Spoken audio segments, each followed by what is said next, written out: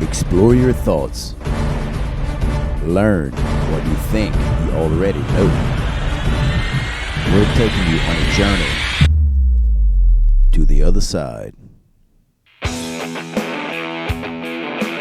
Welcome again, everyone, to another edition of The Other Side. You've seen all the police jury interviews from all the different districts. Now we're shifting gears to a little bit higher profile election. We're going to be interviewing the sheriff candidates. Starting from here on out, we'll be releasing the 4 candidates for sheriff in Avoyelles Parish. Currently with me, our first candidate that we're interviewing is Sean Mayeux. Sean, thank you for coming on the program. We can use this opportunity to get your message out to the people. Yes, sir. Get everyone to share it, and you can tell people why they should vote for you, why you're qualified. I'm going to let you go ahead and give a little introduction about yourself, your background, your work history, and what you think qualifies you to become sheriff. Okay. My name is Sean Mayeux, from Avoyelles Parish.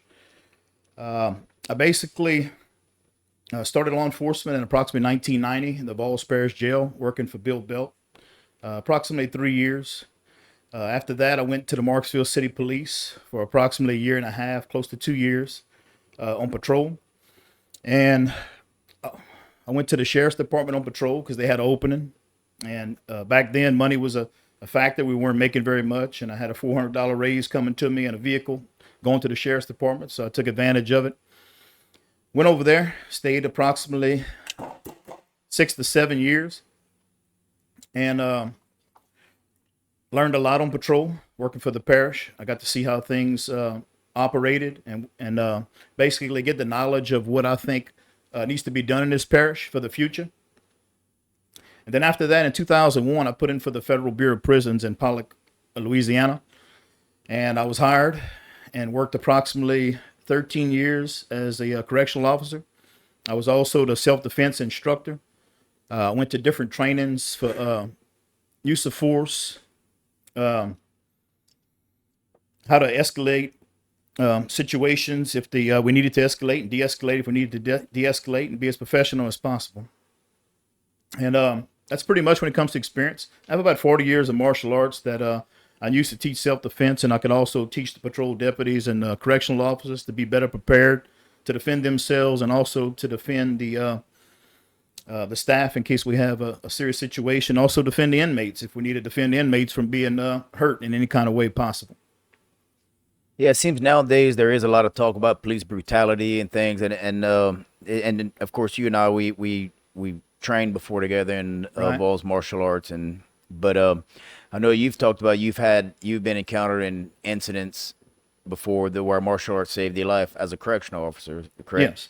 Yes. So that could be a very good skill to pass on to the officers. There's ways to Right. subdue someone without, causing serious injury. fatal injuries. Right. That's correct. And also protect yourself from knife attacks, gun attacks, things like that. Right. So, Sean, tell us, why are you running? Basically for the our kids and grandkids of this parish. I think we need to clean up the parish, first of all. If you look at the side of the road, you see a lot of trash on the side of the roads, inside the bayous, the rivers. We have inmate labor. It's not being used at this point. I think we need to use it. Get back to the old ways of having road crews going out, cleaning up the trash in the bayous, the sides of the roads, the rivers. Because when you ride like in Spring Bayou, per se, you hit a washing machine or you hit a tire. I think all that needs to be out the way so our kids and grandkids could enjoy everything we enjoyed when we were kids. And also with the crime. I mean, there's a lot of crime in the parish that has to be addressed. A lot of situations that aren't being solved that I think I'd be good at solving it. I worked as a lieutenant in a federal prison, did a lot of investigations. I know it needs to be done, and I'll basically stay busy working until it is done, until we solve these crimes. And this will be a daily thing. I'm going to update families every 2 weeks as to what's going on with their situation. But they're not going to have to call and ask every week trying to figure out what's going on or every month. There's a lot of things that I want to do for this parish that I'm very capable of. I have the knowledge in corrections, and a lot of my, I've been in corrections a long time, so that's a specialty, and also patrol and investigation. So I'm ready on all fronts. I can run a budget. I know how to deal with money. I know how to get grants, and I know how to make things happen for this parish, and that's why I'm running for sheriff. So, Sean, why are you choosing now to run? You have a lot of experience in the prison systems and as deputy, as a lieutenant, and also you work for the parish as well. Yes. Any particular reason why you choose it now and say not last term or term before? What sparked you to Yes, I run had now? to finish, completely retire, and I had to retire a couple years early because of injuries at the Federal Bureau of Prisons. I don't want to sit at home basically and look at the wall when I have a lot of knowledge that I can share with this parish to make things better for our kids and grandkids, and for crime, basically to fight crime and also narcotics in this parish.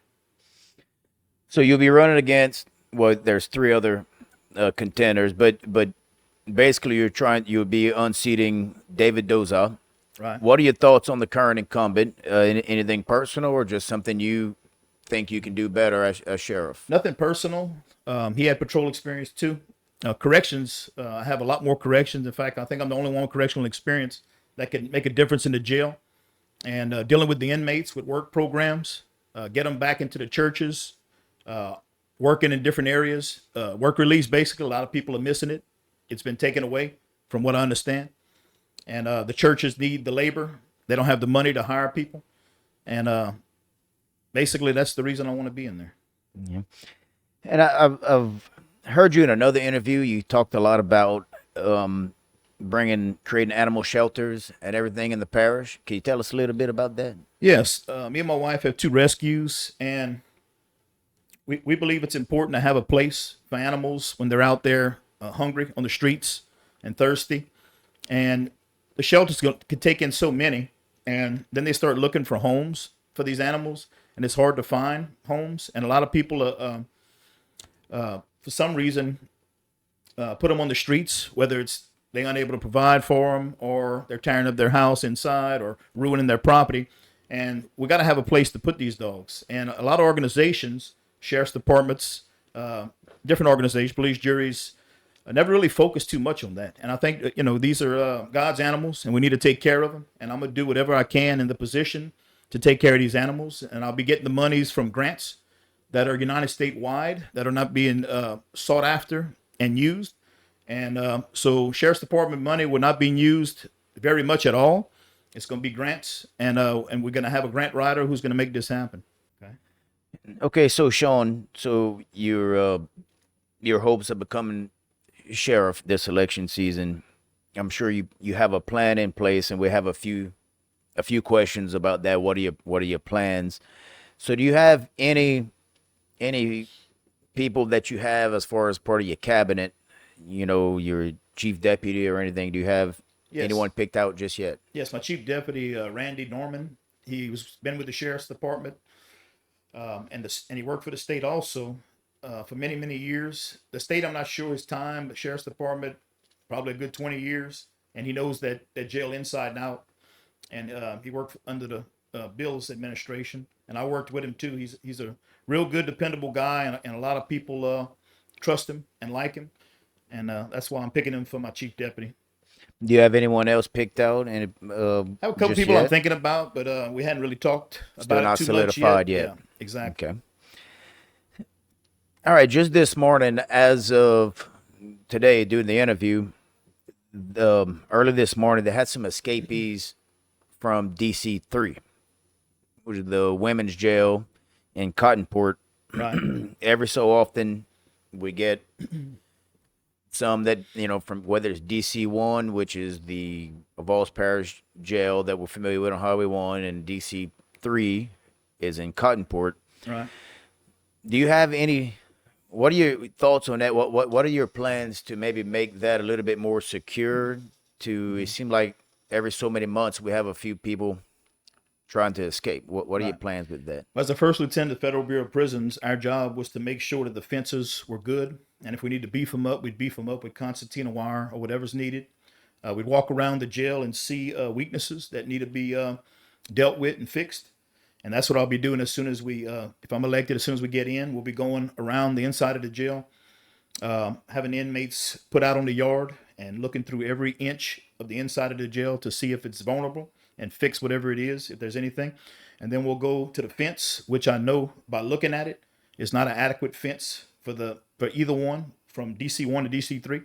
We'll be getting with the National Guard to put concertina wire, maybe 3 or 4 more rows, so that if they do get past the door or any kind of issue with the jail, they will not be able to get over the fence. And that's what we're going to plan to do, and that's what we're going to get right. So for the added security, and this is kind of circles back on a previous question we talked about with the animal shelter. Where do you plan on getting the funds for the animal shelters, and then the, let's say the concertina wire? Grants for the concertina wire. They have them out there. They also have them for cop cars, police cars. You can get black and white cars. Per every 10, I believe you can get 4 with federal monies. Anyway, we have to look at it. But the concertina wire, we can get grants for that. I already spoke to somebody who's a grant writer, and it shouldn't cost the sheriff's office much at all, if any. And we're going to get that place beefed up. And if the people get out of the building somehow, we want to make sure they don't get over the fence, because these are our families out there. And we don't know if these inmates are going to be dangerous or not. We don't want them stealing keys, breaking into houses, and that kind of thing. So is that the same thing for the animal shelters? It'd be through federal grants. Federal grants. What the goal is. Yes. Or we'll raise some kind of money. We don't want to use sheriff's office budget per se for that kind of thing, because we want to make sure we have the money to run our criminal division and patrol and corrections. Although once I look at it, I'll see if we have money for that. But grants are pretty much where we're going to get our money to run that animal shelter, and it's definitely something we're going to do.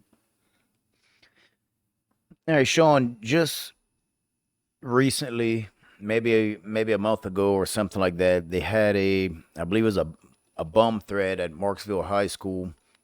This day and age, you turn the TV on, there's a shooting somewhere. There's always something, and a lot of these situations is mishandled, like down in Uvalde, Texas, and other places. Will you have a plan in place, that's practiced and rehearsed, where a concrete plan to get in there if there is an active shooter, whether it's not just a school, maybe Walmart even, but in particular, talking about schools? Yes. Okay. Well, basically, I'm going to have my patrol officers well trained. So if they're first on the scene, whether it's the first officer or 2 officers, they're going to go in automatically and find the shooter, the perpetrator. They're not going to hesitate. They're going to go because that's their job. That's what they get paid to do. They're paid to protect the teachers and the kids, and that's exactly what they're going to do. Then we're going to have what's called a SART team, a special operations team. So what we do there is we have 2 5-man teams. They have all gear. We'll have a shield that's bulletproof. That man will go in first, the other 4 men behind him, and then they'll go after any perpetrator inside the building. But like I said, the first 1 or 2 people showing up, their job is to go in there and confront the perpetrator and do whatever it takes to bring him to justice. Is this something that you've acquired knowledge from working at the Federal Bureau of Prisons? Yes, the SART team, definitely, yeah. The Federal Bureau of Prisons. And as far as the patrol thing, we were taught years ago, we don't wait when there's a active shooter or active person doing something. We engage right away, because that's our job. And we're equipped with the pistol and the different things on our belts that we needed, whether it's chemical mace or the stun gun. And we took an oath to protect and serve, and that's why we're going to go in without hesitation. It will not be like Uvalde. We're going to go straight in and confront the perpetrator. And everyone on that team will be highly trained on how and when to use exactly the proper force at the right time. Be time. properly trained and know exactly what to do. And that includes on traffic stops and everything as well. Exactly. So they know to de-escalate a situation, and if they have to escalate up to where the guy is, basically to bring him back down or to justice, whatever it is, that's what we'll do. And they'll be properly trained. Right. So we'll shift gears a little bit, Sean. What are your... They have throughout the parish, there's a lot of topics going on, like in the school board district, there's the home rule charter, and then there's a few other things that are going on back and forth with the police jury and other organizations. But another big topic of discussion is term limits. What are your thoughts on term limits? Term limits for the sheriff's department? Yeah. As sheriff, I would say as long as people have trust in you, you're doing a good job, I'd say there shouldn't be any term limits. That's just my opinion, because when a person gets in there and is doing the right things and treating the people right and getting things done, I think people build up that trust in him, and I believe he ought to stay if that's the case. Now, it's not always the case, but if it is, I think sheriff should be able to stay as long as he's being productive. As long as he's getting voted by the people. Right. So, whenever you become sheriff, your life is going to change, right? There's won't be much free time. There's always going to be an issue. Weekends, holidays, not just the events that you'll be attending, church fairs and whatever. Yes. But there's always crime. There's always things going on.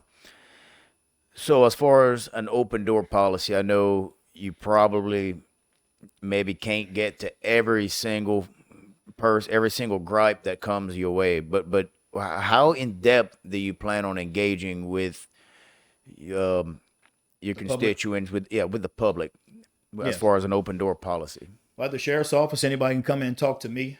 I'm not gonna just push them aside like some sheriffs have done in the past, letting them talk to their chief deputy or detectives and all. If they want to speak to me, they voted me in, they'll be able to speak to me.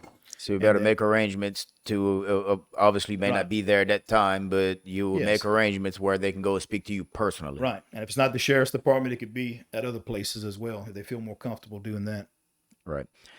So on the ballot, what is your number? 55. Number 55. Number 55, Sean Mayeux. So, Sean, any closing thoughts that you would like to speak to the voters? Why should they vote for you? Something that you can do different. This is your chance. You can just tell everyone in Avoyelles Parish, why should they vote for Sean Mayeux, number 55? Okay. Basically, animal rescue is going to be important. If that's something important to you, please consider me for the position. Community policing. I'd like to do a sheriff's camp again for our kids. Have sports with the police officers and the kids and correctional officers to give them trust to come talk to us if they have issues, so they're not afraid of the police per se, where they may, some people are intimidated by the police. We don't want that.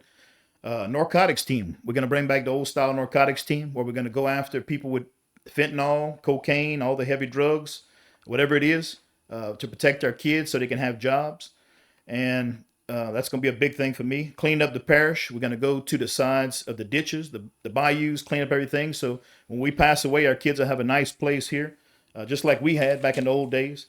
As you can see, it's getting pretty rough out there right now. Corrections. We're going to make sure the jails are secure and ran correctly, clean. Going to make sure that the inmates have work details to go to, so they can also learn a skill when they get out, so they can get a job instead of going back to being whatever they were prior to the incident. Patrol, we're going to beef it up and have zones. So I'm going to have 4 to 6 officers instead of 2 or 3. And I'm going to make sure they're in zones. One in Simsport, one in Effie, one in different areas of the parish for quick response for the taxpayers, because the taxpayers deserve that. If you pay into taxes, the sheriff needs to be able to take care of you quickly. Make sure you feel safe. And that's pretty much it. Please consider me number 55 on the ballot, and I'm going to bring a lot of experience with me, and I want to make sure that we have a great parish here. Animals are taken care of, and all the people are taken care of, and also the inmates and the public. We want to make sure everybody's treated fairly, and that's pretty much it. Well, Sean, thank you very much for coming out on the program. I think it's very important for this parish. I know I say this on every podcast, but it really is important. Thanks for having me, Lance. This is a good way to get your message out, and all sides. This is an unbiased podcast where I'll be interviewing your other 3 competitors. Okay. And we'll let the people decide on which direction they want to go in the parish. So, number 55, Sean Mayeux, I want to thank you, ladies and gentlemen, for watching another edition of The Other Side. Thanks for having me, Lance. I want to be like you.